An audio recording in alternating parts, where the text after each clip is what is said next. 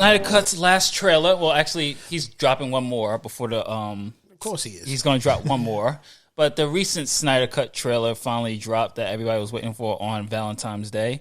Or Single Awareness Day, depending how you view it. Single Awareness Day. I gotta use that. Depending how you view that day.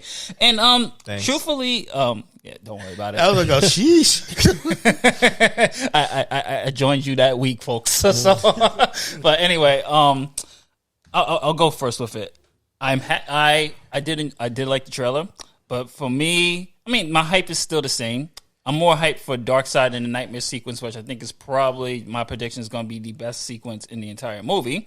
And I rewatched the Justice League yesterday, just for the preparation for the show. And I noticed some things that, like, conversations get cut a bit in that. Yeah. Like, there's like missing a lot of context. Like, I pointed that out when we did the very first podcast. Yeah, but like I watched it again. I was like, oh shit, Jarrell's right. I was like, okay. The conversation with Batman and Cyborg. Conversation with Batman and Flash. Yeah, Batman and Aquaman. I was like, how you just talk and then cut to... I was like, wait, what happened? So I think from someone that does a lot of editing, you notice a bad cut when you see it. And I think a lot of that was that a lot of people like to blame Joss Whedon for that. I think a lot of that was due to the studio heads.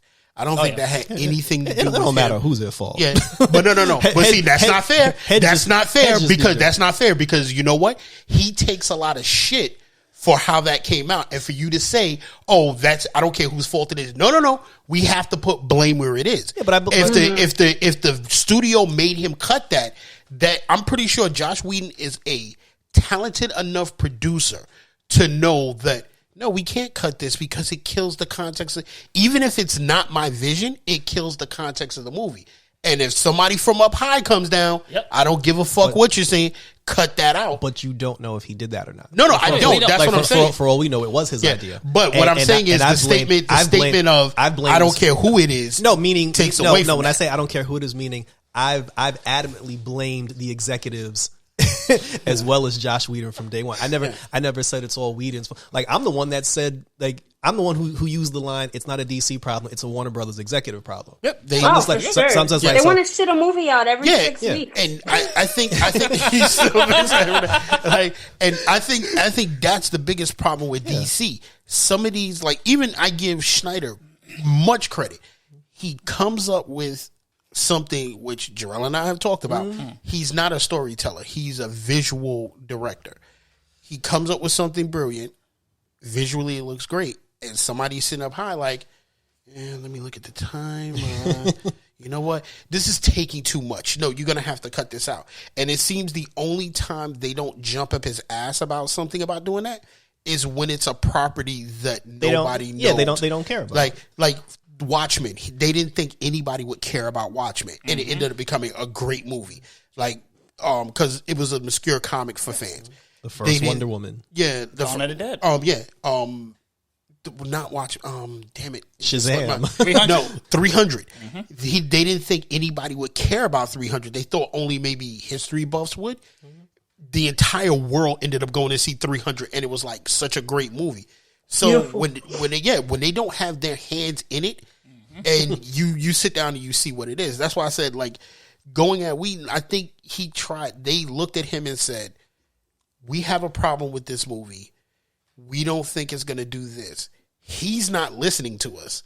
He wants to do shit his way. We're going to get rid of him. We saw what you did with the Avengers movie. We need you to bring that magic in. He was probably like, "Look, dude. Avengers, DC, two different entities." And it was something Justin and I discussed because it was something that was said about how this Justice League movie is ending.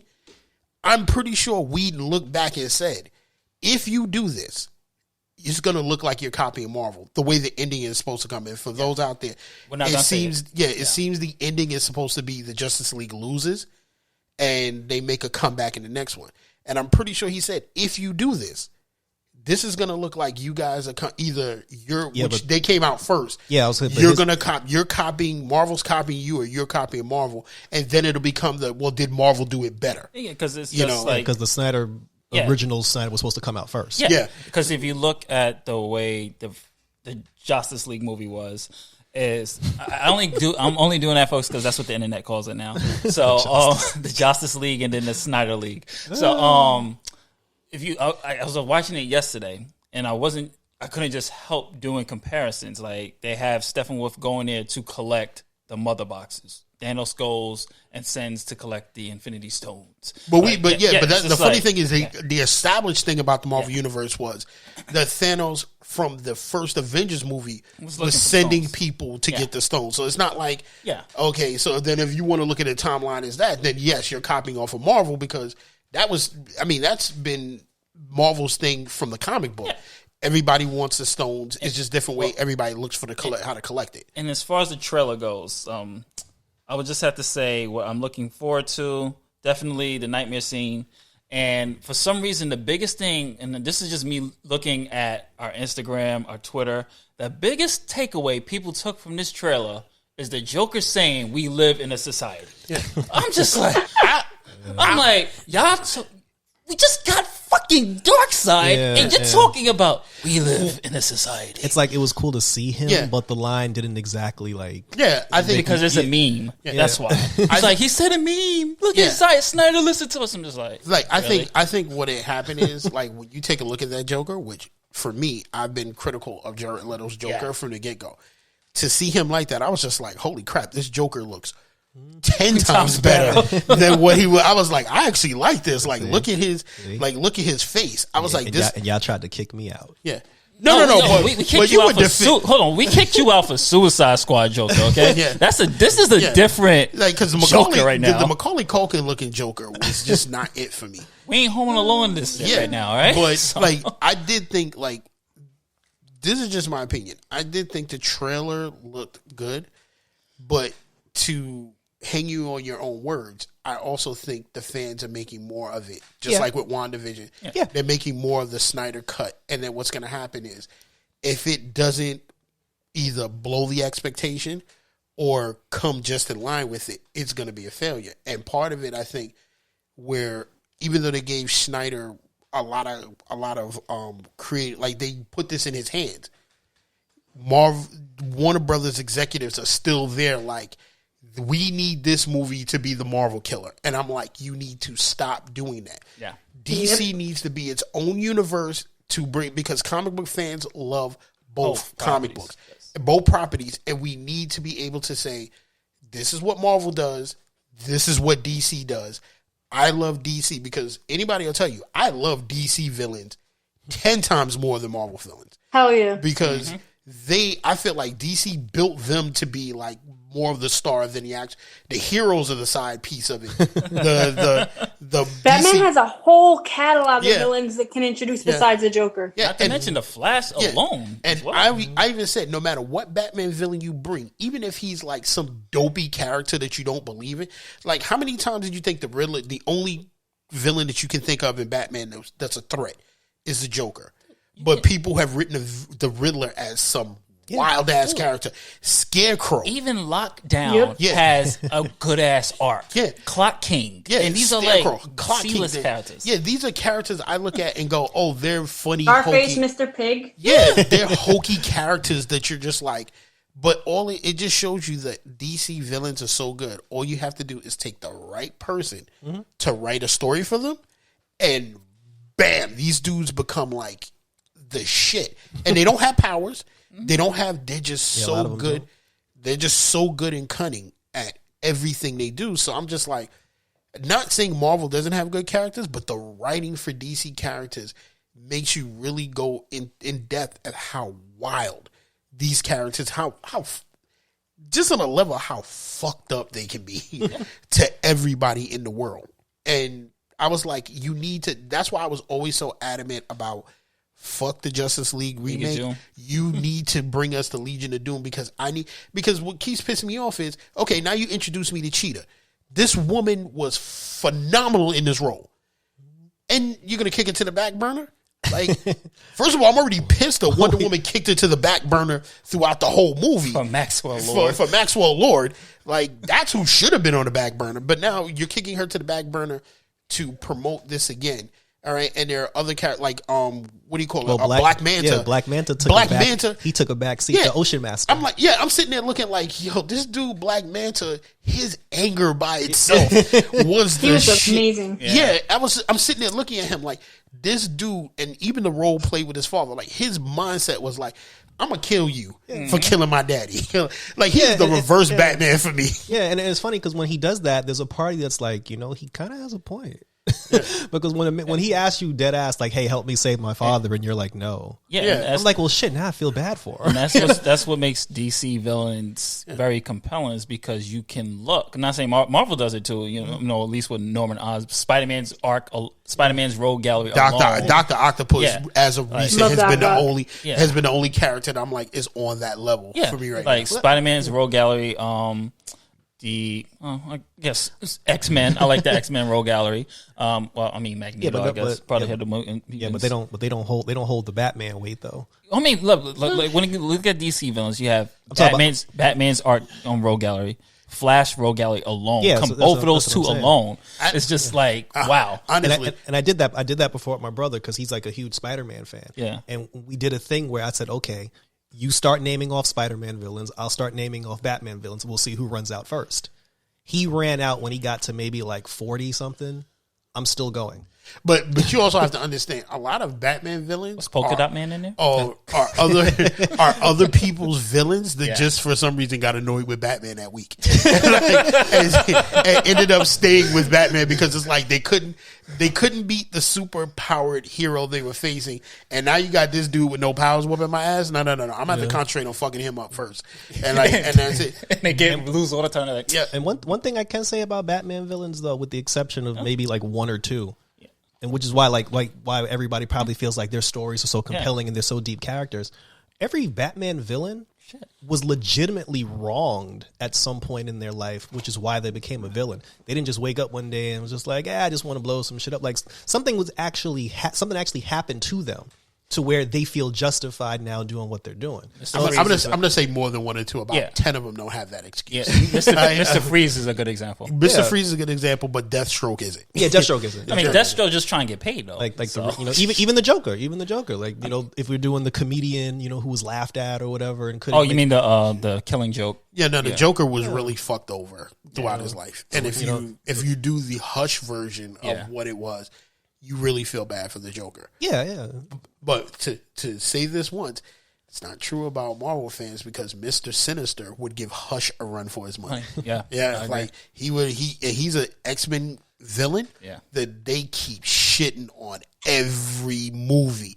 Like if they ever did something with Mr. Sinister properly, it would blow your mind about how screwed up this dude is. And it's not like he's screwed up like he's recent. This dude has been alive since like the 1400s. You know what? What if he's responsible for WandaVision? Oh, for WandaVision? Yeah. That would be a shock. Yeah. I don't know, because that's somebody no one's expecting at all. I'm going to kick you in your head right now because now you just has that rolling around in my mind. Fuck you, Justin. I'm just saying, but that now you've just disappointed him for the season finale. No, but I'm just saying, but that will be so left field, and that'll be a great way to introduce the X-Men. Nadia, from now on, Justin's not allowed to bring out his theories. I'm sorry, that's the writer in me. That's how I would have wrote it. Sorry. No, but going back to the Snyder cut, I purposely didn't do a review for the trailer because the four of us talked about the DC fandom trailer. Yeah. And I'm the type of person, I'm not doing a review twice because there's nothing different I'm going to say the second time that I didn't already say the first time. And, that's true. And the Snyder trailer, because I'm already going to see it, but the second trailer, it's not enough for me to go out of my way to do a video. This is most of the same clips. Yeah, with the only two things that was different. Because everybody's talking about Darkseid and Joker. I'm just like, yo, that was Granny Goodness in the background. Why ain't nobody bringing that shit up? I didn't notice. Yeah.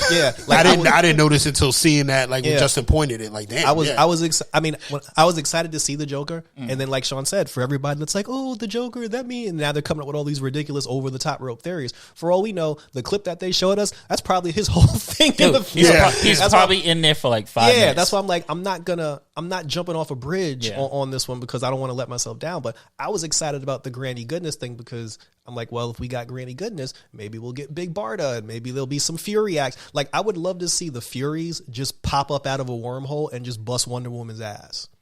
Like if we get a Wonder Woman versus Big Barda, I'm down with that. So Granny Goodness is the only thing about the trailer that actually got me out of my seat. But aside from that, there was nothing different. I'm not going to burst anybody's bubbles, but I mean, apparently she's just like background because Granny. I guess because he really wanted Judi Dench, so he got someone that looks like Judi Dench. This is on record, so he was like,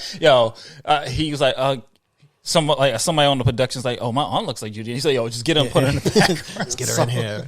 Well, I'm just gonna say this real quick because we need to get Nadia's opinion on. Only thing I don't like is the look of Darkseid because he looks more like the Planet of the Apes guy. Like, not to always compare it, but Darkseid is the same size as Thanos. And that's not just because I've read the Marvel versus DC thing. And the one thing I love about Darkseid is that he is such an arrogant asshole. Yeah. Like, the fact that any man can fight you with his arms behind his back, like folded up in such a way, and then the only time he ever got pissed off is when Batman did shit that he just couldn't understand the fight, and then he steps out of his character for 2 seconds before he goes back to that arrogant look and just shoots an Omega beam at somebody. And does it so? But he's supposed to be a young Darkseid though. So yeah, I don't think he's developed that arrogance yet. Yeah, even young Darkseid, kind of. I will give it that. If he is young Darkseid, I'll let it go because I want. And the thing is, like, well, Snyder just said he's just starting out. Yeah, so. And like the thing is, Darkseid is as big as not just as a comparison as Thanos, like muscularly developed to like very.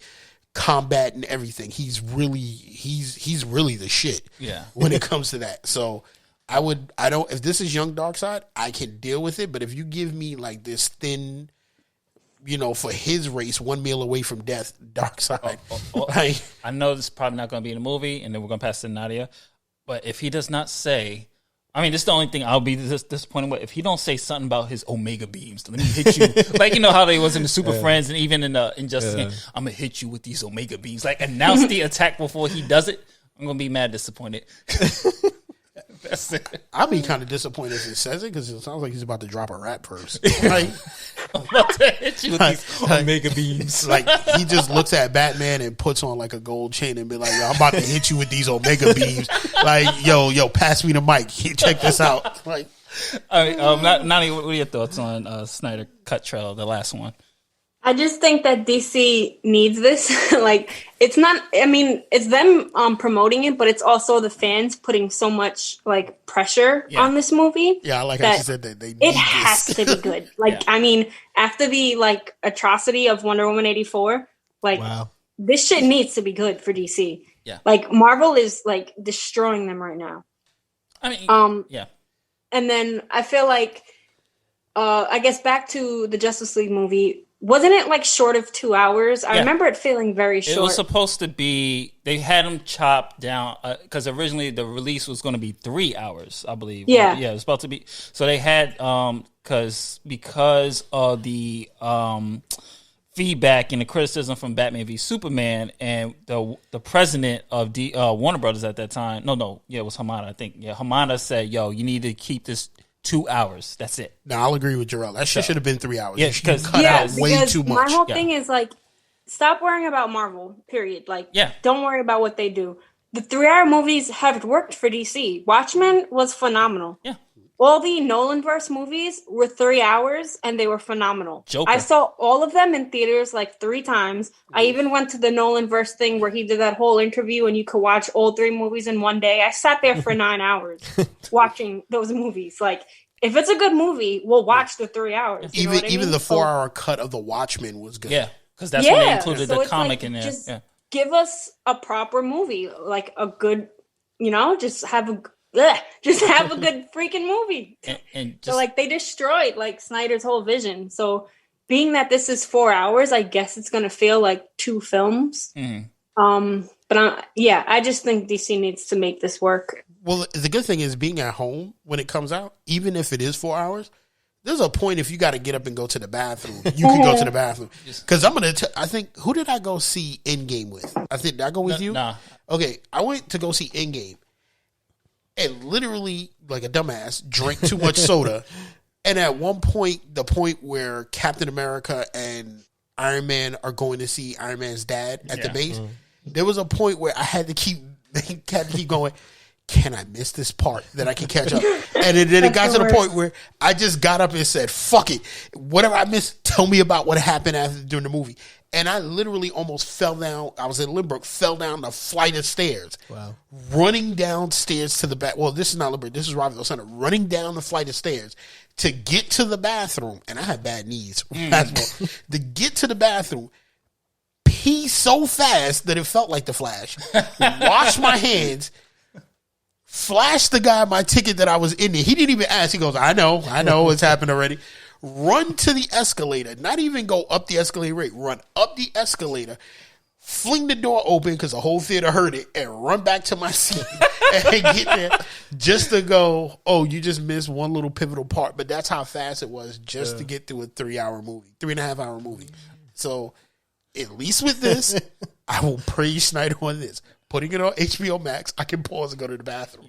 I mean, for me, I'm used to the 3 hour or 4 hour type of movies because a lot of movies these days are really taking the time out to really flesh out their arcs, and like 2 hours and 30 is becoming like the standard now for like a lot of movies these days because they really want to take. I mean, if you're spending millions on a film anyway, you want to at least tell the best story and flesh out characters and themes as much as possible. So, for me, like, Snyder is known for having long movies. Like, I think his shortest movie was the Owl cartoon that he did. Like, even Sucker Punch was like 2 hours plus. Yeah. So, and that was probably the only movie they've ever trashed of his. Yeah. Where I think Sucker Punch was not bad. Yeah.